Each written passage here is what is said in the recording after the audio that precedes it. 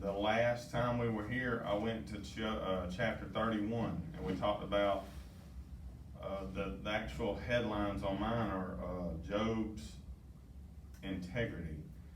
And Job has been defending himself for the last, what did we leave off, 15, something like that, and we jumped to 31, so 15 or so, give or take, chapters we jumped over. And it's pretty much him defending his integrity or proclaiming that he is not, he don't deserve the beating that God's given him. And, Eliphaz, Zophar, and Bildad have been just telling him, hey, you're a sinner, this is why you're going through this. And they've been just at him about it. And finally, and evidently there's a crowd listening, because this little guy is fixing to step in. His name's Elihu, or Elihu, or, there's commentaries say his name all kind of different ways. I'm going to call him Elihu. Y'all call him what you want to. It explains in the first part that he's a younger man. But evidently there's like a crowd around, and back then, if there was a debate or something like that going on, there would be a crowd listening, because when the elders got to talking, you'd want to hear, what they had to say, because there was a lot of wisdom and stuff that come from stuff like that. Back in this day, they didn't have Bibles and stuff that we have now that you could just pick up and read from. You would go to an elder, or you would go and listen to stories, or grandma, grandpa would talk to all the stories of the old times and all that stuff, and tell you about God. And so we're blessed in that way that we don't have to do that. Sometimes that's kind of cool to do if you got some spiritual elder people that live or still alive. But that's the way it was. The crowds would listen to these debates and learn all this stuff that these people were talking. We're going to pick up, and it kind of just, it's going to flow into where we're at. It says, so these three men ceased to answer Job, and they're talking about his three friends, Eliphaz, Bildad, and Zophar. The three men, they ceased to answer, because he was righteous in his own eyes. Now, some of the commentaries will say this is why Job's been going through what he's been going through, because he's got pride. He's righteous in his own eyes. But I don't, and this, when I talk to Jason, this is kind of what he feels like. Some of the commentators do say that Job was going through this because of pride. But I kind of feel like, and all the stuff that he said, even Job said, if I'm a sinner, let this stuff happen to me. But I haven't willingly, done anything, sin. And if I have, I went through the steps because of the sin, the sacrifices or whatever it is. So this whole time Job's been saying, I don't deserve the stuff that I'm going through. I do my sacrifices. A lot of times pride is one of those things that you could see it in other people, but you can't see it in yourself. So maybe it was pride that was having him get whooped up on, but I don't believe that. I think what this is referring to is one of the, just kind of how the guys were thinking, how Job was, they thought that he was righteous in his own eyes. Have you ever argued with somebody until you're blue in the face and you're like, just give up, I'm done talking to you? That's what these three guys has done, and that's where they're at with it. Hey, he's righteous in his own eyes. I can't talk nothing. I can't do nothing with him. I'm done. So this is why they quit talking to him. Then, this is verse 2. Then was kindled the wrath of Elihu, the son of Barachel. If I messed that up, sorry. The Buzite of the kindred of Ram. Against Job was his wrath kindled, because he justified himself rather than God. So, little Elihu here, I don't know how old he was, but he was young. Let's go and get into that. is mad at Job because Job is trying to justify himself. Job has said a few times that, I don't deserve this. And it kind of insinuates that God ain't just. So you're saying God's not just in what he's doing. If he's a perfect God, he's just in what he's doing. You just don't know why he's doing it. And that's why Elihu's mad at him, because he's kind of not justifying God. He's not saying, maybe God's doing this because, I got pride, or, Job was kind of saying that, I don't deserve this. So Elihu sees this and he's getting mad about it. His wrath was kindled, that's what that means. He was getting upset and angry. And we're supposed to defend the gospel. We're supposed to defend the gospel. We're supposed to, send forth the word. And if somebody's putting down the gospel, we need to try to set things straight. But defending God, Elihu has then stood up and tried to defend God. You can't defend God. He created everything. If he wants to tear it down, he's going to tear it. It is no use in defending God. The gospel, yes, we're supposed to do that. God, it doesn't say anywhere in the Bible to defend God. Wars have been started because of this. Christians' head get cut off because of their, defending their gods, Allah, whatever, you don't have to defend God. Verse 3, also against his 3 friends was his wrath kindled.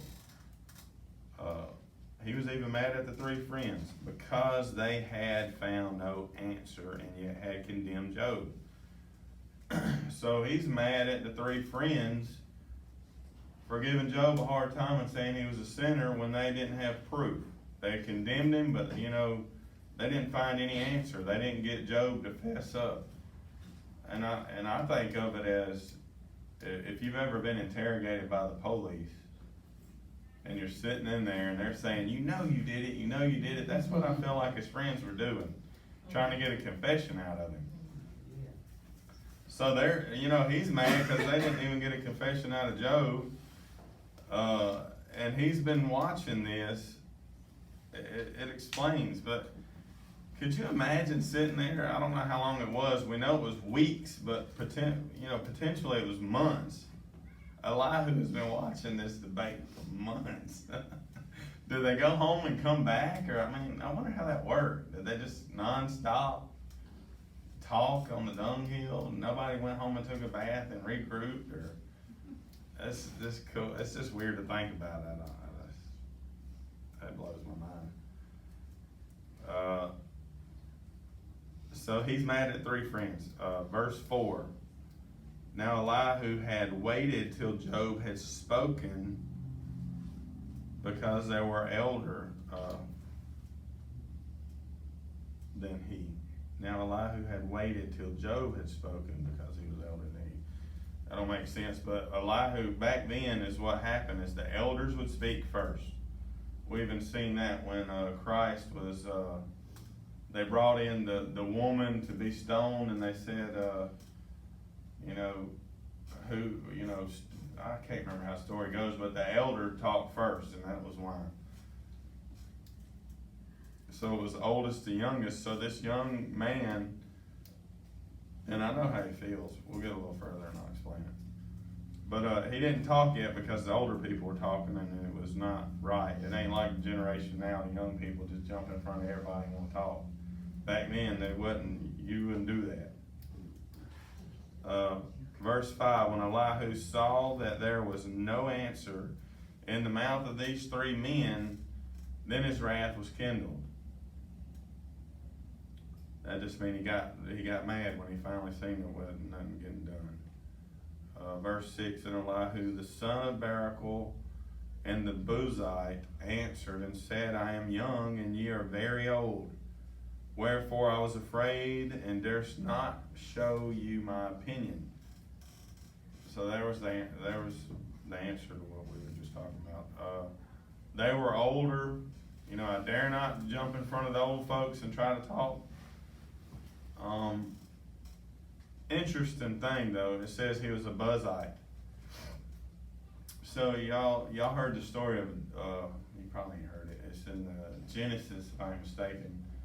Uz and Buz were the sons of Abraham's brothers. So it would have been Abraham's nephews. Well, Job was from the land of Uz, so he would have been an Uzite. It don't mean anything. I think it's cool that they're kin somehow.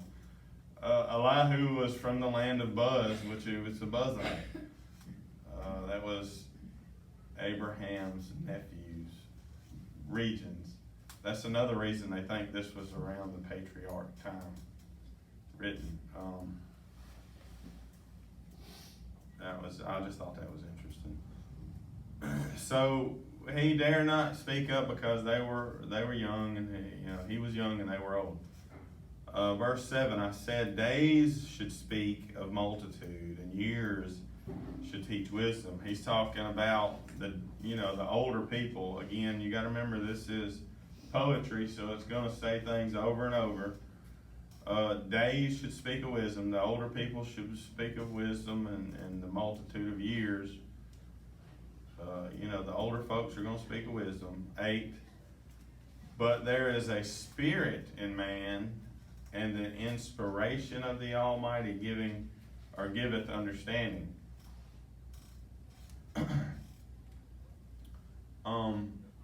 There's a lot to be said right there. There's a lot to be understood right there. It's a different thing. You ever heard that saying, knowledge is power? Knowledge is power. Go to this college. Well, knowledge is power, but the knowledge of the right thing or the wrong thing is not power. Just because you're book smart, a lot of times the unsaved people that are so hard, or the Scientologist people, or the people that don't believe or just cut off, are some of the smartest people that have got years of college. And knowledge is power, but it's the knowledge of Christ that's power. They stole that knowledge is power out of the Bible and run with it, and they don't even explain to you the knowledge of the Bible is the power. That's what's going to get you life after death. That's what he's saying. The age, where I went with that, I went on a rabbit chase, but he's saying, you know what, if it's inspired and you have the Almighty has given you inspiration and give you understanding, that's the knowledge that I'm talking about. That's the powerful knowledge. And there's a lot of old people that are hard-hearted, ignorant, just mean. They ain't very smart. But there's a lot of young people that are mean, hard-hearted, ain't very smart. So just because old people and young people, sometimes just because you're old don't mean you got a lot of wisdom. And that's where he was going with that. I got wisdom too is kind of what he's saying to them. Even though that I'm not 150 years old like y'all, I got wisdom too. God inspired me. And I think it's interesting, Elihu, we're on verse 9 still, but I'm going to go on another rabbit chase. Elihu, if you read commentaries or listen to commentaries, you're going to see Elihu's thing altogether get jumped over, because they're going to say Elihu wasn't worth listening to. When God comes in and says something he's never referred to, he don't respond. God does not respond to Elihu at all. And then you got some commentaries that says that Elihu was a form of Christ. He was a Christophany. Some of them say that he was the Holy Spirit or an angel, because of all the knowledge and wisdom that he speaks. And some people even go as far to say that Elihu was Jesus, but not what we know him as. It was before he was sent down. So, I don't know. Nobody knows, but the little fella says a lot of good stuff. Now, whether to take it to heart or to just skip over it altogether like some people do, I don't know. But he says a lot of good things, and it's worth. I believe it's worth reading and kind of picking apart. It's interesting to know that and to think about it, and to know that, to think about how people think about it. So, 9, great men, talking about older men, are not always wise, neither do the aged understand judgment. It says great man or men. It means either older men or it means men that are high up in ranks. Now, if you have a judge or a senator or what do they call it, a mayor? It don't necessarily mean that they are always wise. They could have got that job because they knew somebody that knew somebody, okay? It ain't what you know, it's who you know most of the time. So that's just a statement that he said, and I was like, hey, that's good stuff. 10, therefore I said, hearken to me, or listen to me. I also will show you my opinion. We know what opinions are like. Everybody's got one. 11, behold, I waited for you, or your words. I gave ear to your reasons, whilst you search out what to say. He's just basically saying, you know what, I've listened to you for the last however many weeks, months, however long it's been. Hey, just hear me out here. I'm just going, I want to say something. Yea, I attended unto you, and behold, there was none of you that convinced Job, or convinced Job to saying, hey, I was a sinner, or that answered his words. And Job asked a lot of questions. Why am I going through this kind of stuff? Nobody answered his question. They just told him he was a sinner. So we're finna get the answer to these questions. Now, whether or not they are right, who knows? He's fixing to go on a rant that goes on several chapters, the longest response of any of them. And it's going to get kind of redundant too, but I think we're going to read all of it. I ain't real sure what we're going to do. 13, lest ye should say, we have found out wisdom. God trusteth him down, not man. Now he hath not directed his words against me, neither will I answer him with your speeches. He's just saying, you know what, Job ain't asked me a question, he ain't directed his words to me, and I'm not answering him with a great speech of like what y'all have been doing. There were, 15, there were amazed, they answered no more, they left off speaking. And that's talking about 3 friends. When I had waited for, they spake not, but stood still and answered no more. Again, talking about 3 friends. I said, I will answer also my part. I also will show mine opinion, for I am full of matter. The spirit within me constraineth me. Behold, my belly is as wine which hath no vent. It is ready to burst like new bottles.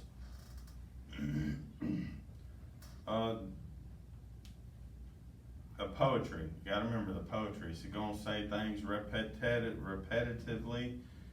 But it sounds like Elihu is kind of saying over and over, hey, listen to me, I'm about to talk. Hey, I'm finna give you my opinion.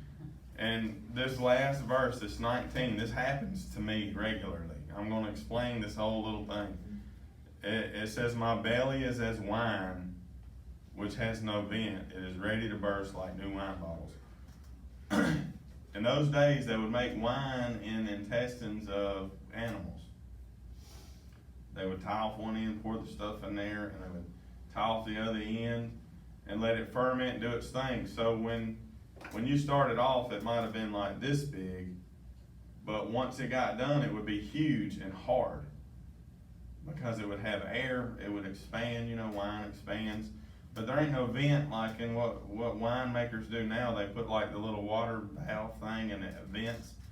Well, back then it would just expand like a balloon, and when it was done, it was hard, and then you could cut the top off and it was like a bottle.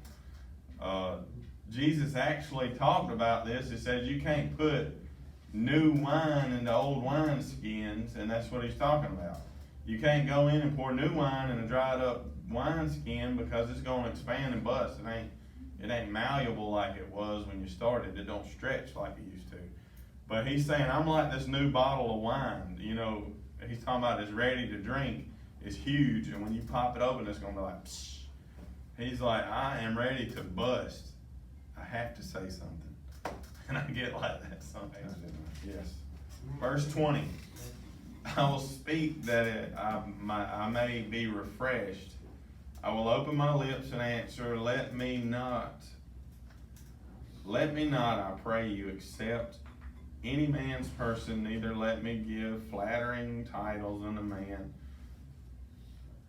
For I know not to give flattering titles, and so doing, my Maker would soon take me away. We can talk on that a little bit. You know, you ain't supposed to flatter people. You're supposed to esteem people, but there's a lot of difference between esteeming someone and, you know, if somebody looks gloomy, you know, pick them up, lift them up, you know, help folks out, you know, be cheerful. He's talking about flattering somebody, just over the top. Hey, your hair's pretty, your ears are not big, or yeah, you don't stink today. If somebody told me my ears are not big, I would think they thought my ears were big. Yeah, I don't know. I'm just, you know what I mean? Don't flatter people, and I don't know how much truth it is, but there's a lot to be. I know. A friend of mine opened up a shop, and he goes over and beyond for some of his customers, and it's just with flattery, and everybody talks about it, and it's just, I'm sure I don't know. So I see stuff like that. I'm like, wow. I call it butt kissing, but, you know, we're gonna go to 33. Well, yeah, I believe we can make it. Wherefore, Job, I pray thee, and this is again, I'm finna talk, I'm finna say something, speeches, all this stuff has got a lot to do with the fact that it's poetry.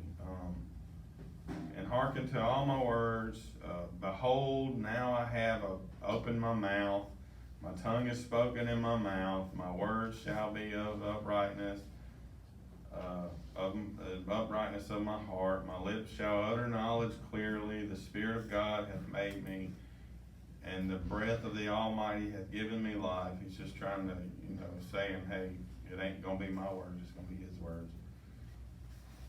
If thou canst answer me, set thy words in order before me. Stand up, behold, I'm according to thy wish and God's steed. Also informed out of the clay. He's saying, I'm just a man just like you. Behold, my terror shall not make thee afraid, neither shall my hand be heavy upon thee. So this is where I got, you know, he's been sitting there listening to Job for a while. Because Job started out in the beginning talking about your hand. This is exact his words to the T. You terrorize me, and your hand is against me, and I'm afraid of you. And that was Job talking to God. And he's saying, you know, I'm not going to be like God. I'm not going to be like the other guys that's, you know, terrorizing you. I'm not going to be heavy upon you. I'm not going to put my hands on you. And he's pretty much telling him, hey, Job, I'm going to be gentle with you. I'm not going to be like the other ones. And I'm not going to terrify you like God does. I'm made of clay is where that came from. I'm just a man, I'm not God. 8, surely thou hast spoken in mine hearing, and I have heard the voice of thy words, saying, I am clean without transgression. I am innocent, neither is there iniquity in me. And Job did say that. And that's what's got him riled up. But, yeah, and it's just like what we've been saying, you know, the whole time. There's something going on if God's messing with you. And there is in Job's life. All this stuff's going on because of something they don't even know about. The first couple chapters tells us about the devil coming in and challenging, or God letting the devil, you know, challenge Job and do all this stuff to him. So none of these people know what's going on. This is all just speculation.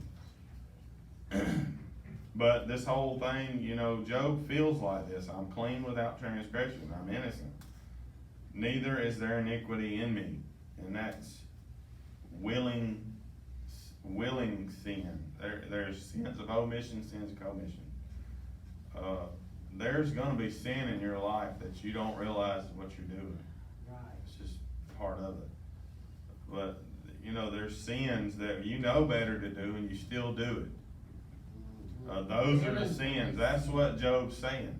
Willingly sinning, and you keep doing it, and saying, "Oh God, please forgive me." You do it. That's right. God does not like that. Period.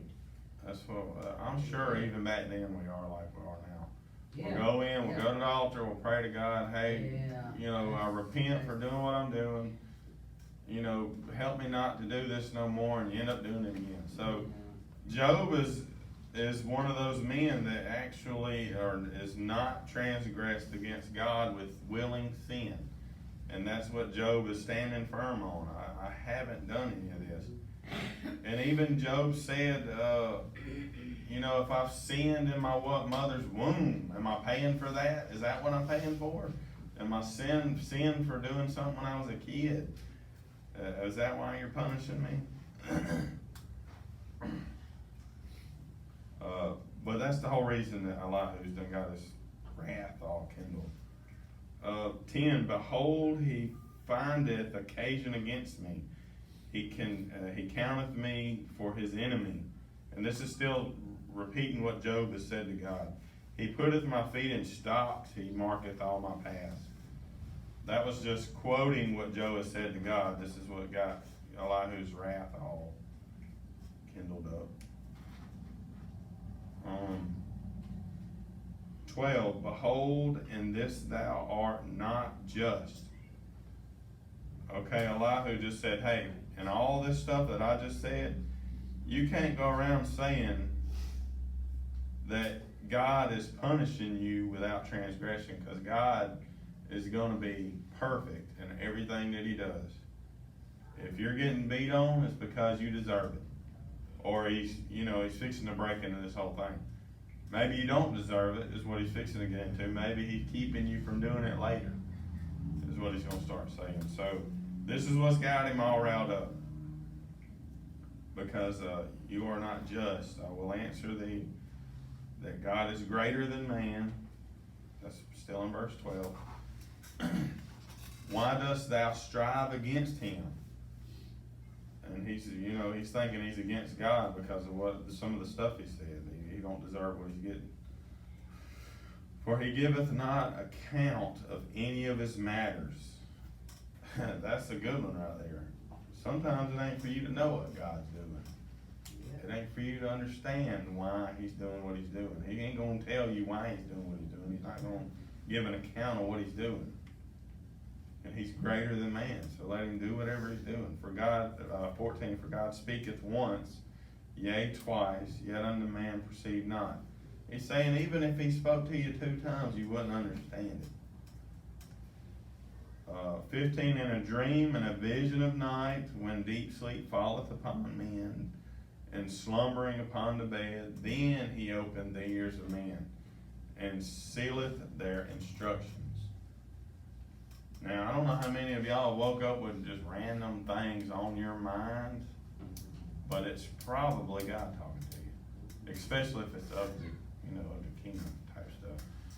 If you wake up with a message on your heart, or if you wake up singing a gospel song, which happens to me, or if you wake up with somebody on your mind you need to be praying about, and it's interesting to think about if Elihu really is some kind of Christophany, or if he is a man of God like he says he is, and this is true, and it's written down. So I want to say, we could kind of hold on to this kind of stuff.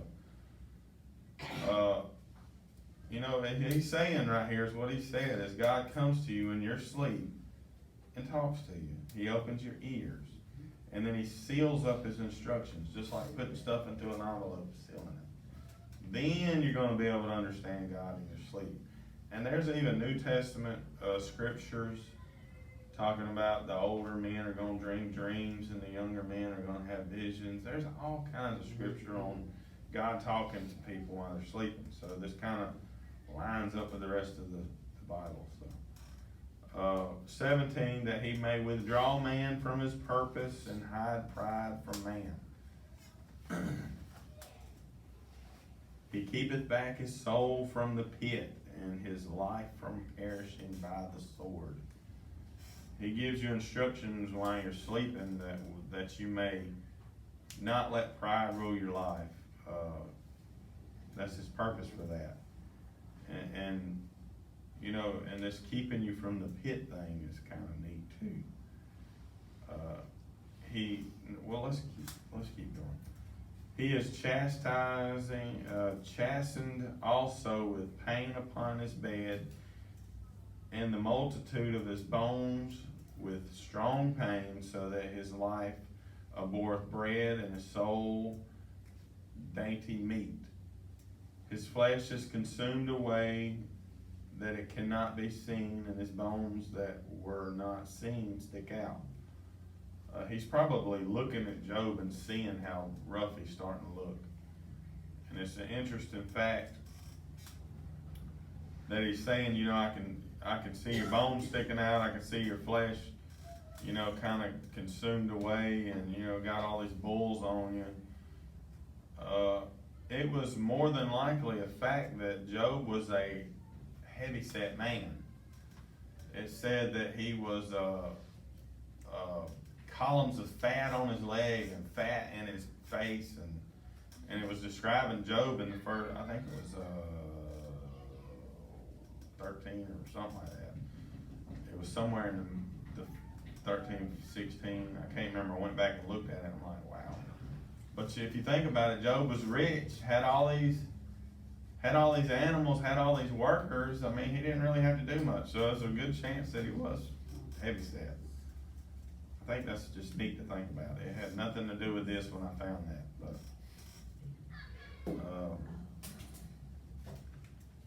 how far did we make it? 22? Yea, his soul draweth near unto the grave, and his life to the destroyers. If there be a messenger with him, an interpreter among 1,000 to show up, man, his uprightness. You know, Job, is somebody knocking at the door?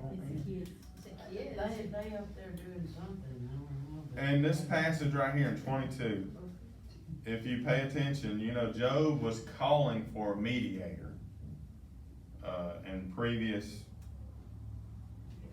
you know, previously, it was in the teens chapters.